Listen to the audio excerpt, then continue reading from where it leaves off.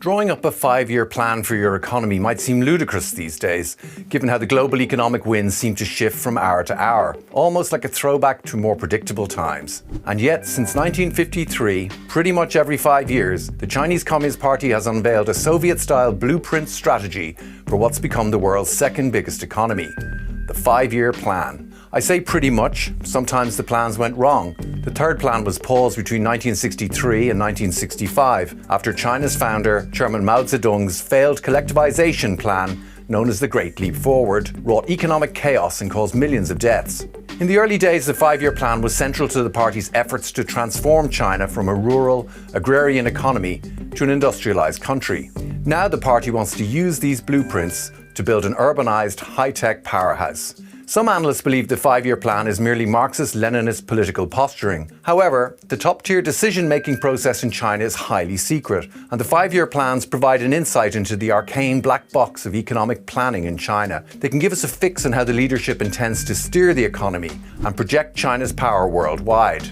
Ultimately, it is clear that the top leadership, Xi Jinping and the Politburo, are really deciding what will be the core central tenets of the plan, but in terms of some of the details, you have a large degree of input from all parts of society. The party frames the 5-year plan as evidence of its steady hand guiding the economy. The framework for the 2026 to 2030 plan was issued in late October, and it will be formally approved in March. You can expect great fanfare, rounds of applause and near unanimous approval. This will take place during the annual rubber stamp parliament, the National People's Congress. And it's a hefty tome, 16,000 words over more than 50 chapters and 61 sections. Early plans were driven more by wishful thinking than by economic reality.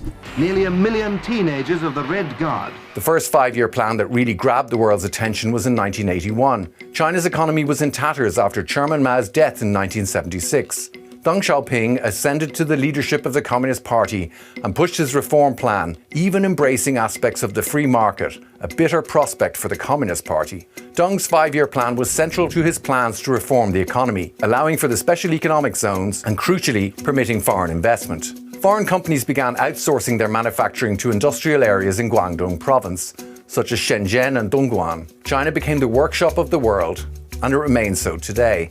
The era of opening up and economic reform had begun. The format of this 5-year plan has changed since China engaged in its reform and opening process since the 1980s onwards.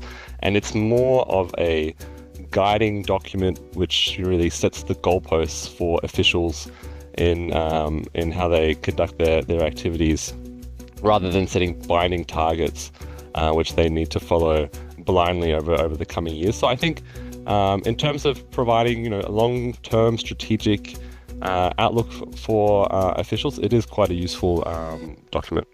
China joined the World Trade Organization in 2001, and its dominance in manufacturing continued apace. But Beijing wanted to make more than widgets and patio furniture. It wanted to climb the value chain and develop what it called strategic emerging industries. Innovation and new technologies became central to industrial policy. Electric vehicles and solar panels became the new yardstick of economic success. In 2017, Xi Jinping hailed a new era of high-quality development. The 2021 to 2025 5-year plan was the accelerant, laying out key provisions to help the journey up the value chain. By the end of 2025, China's national champions had begun to seriously challenge US dominance in technology. Huawei is ramping up its AI computing systems, just as US chipmaker Nvidia is running into challenges in the mainland. The video sharing app TikTok has become globally popular with nearly 2 billion users. And e-vehicle maker BYD has emerged as a leader in the electric vehicle market, challenging traditional automakers around the world. While Chinese AI DeepSeek is a leader among open source AI. Since China made its last 5-year plan, the world has changed. The plan currently unfolding has to deal with some challenges unseen this century: sluggish domestic economic growth and intensifying global geopolitical rivalry. The COVID pandemic wrought havoc on global supply chains and has left the Chinese economy on shaky ground. China's property market is in a crisis that does not look like going away anytime soon. And deflation is weighing on growth. And don't forget US President Donald Trump. He's started a trade war that is weighing on the Chinese economy. But he's a very tough negotiator. That's not good. So what impact will the 5-year plan have on the Chinese economy itself?